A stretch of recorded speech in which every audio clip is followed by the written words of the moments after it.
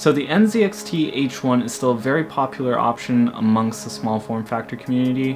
While it's not the top choice, it does go on sale frequently, and it comes with a power supply, a PCIe riser cable, and an all-in-one cooler for $200, which is a pretty great deal. But with the release of this case, there was also a lot of interest in what sort of mods you can make, like upgrading the fan that comes with the all-in-one cooler, upgrading the all-in-one cooler, adding some fans behind the GPU, and things like adding a whole radiator behind the entire case. So today I'm looking at one of the more simple ones, which is replacing the fans on the all-in-one cooler for the CPU.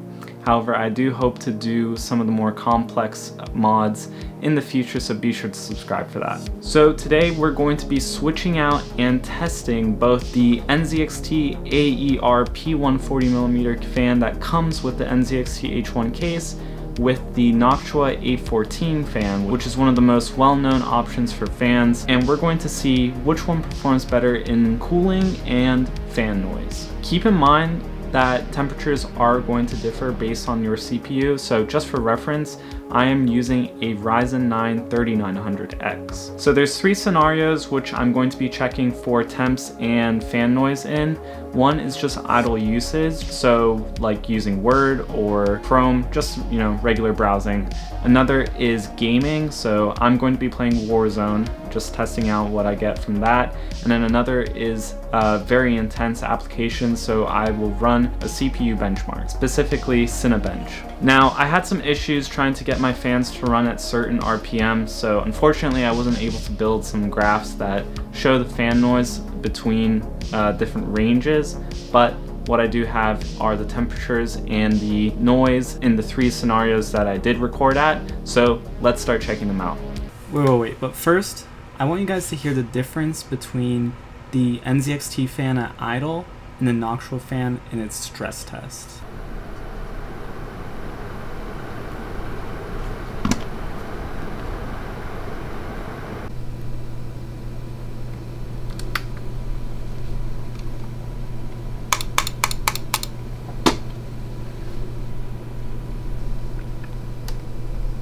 Do you guys hear what a big difference that is? I mean, it's crazy. The Noctua fan is running while it's doing the stress test, and the NZXT is just at idle. There was no background noise, there was no air conditioning running, it was just the fan. First up, we have the idle usage.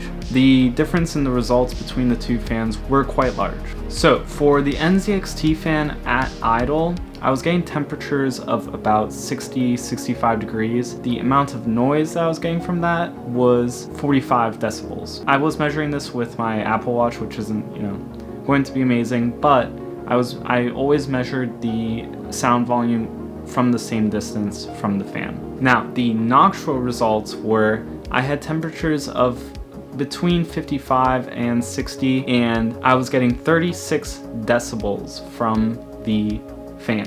This is a difference of about 10 decibels, which was actually quite large. Next up, we had the fan while I was gaming. So I had temperatures of about 95 on the NZXT fan, and the sound volume was 50 decibels. And then the temperatures for the Noctua fan were about 10 degrees lower, almost 10 degrees. It was about 86 degrees on average, and a sound volume of 46 decibels. Last but not least, I did run Cinebench on both of these since it's a CPU heavy task. So I had temperatures of about 100 degrees on the NZXT, which I know is not good, and the sound volume of 51 decibels. Meanwhile, on the Noctua fan, I had some surprising results where I had temperatures of about 95 degrees and a sound volume of 41 decibels. So even under load, the fan just didn't have to ramp up that much. It was able to cool it since it pushes so much air. So yeah, the differences were pretty massive. If you're gonna get this case, if you want this case and you've ordered it or something, then I definitely recommend getting the Noctua A14. I have it linked down in the description. It's not like an Amazon referral link. It's just a regular Amazon link. It's really quiet compared to the NZXT fan. I cannot say that enough. And you will not be disappointed at all with the Noctua fan. I really hope this video was helpful for you if you are interested in this case or if you already have it. And so if you liked it, then be sure to hit that like button. If you want to see more like this, if you have any video requests, then be sure to subscribe and comment down below. And if you have any questions, then please feel free to ask.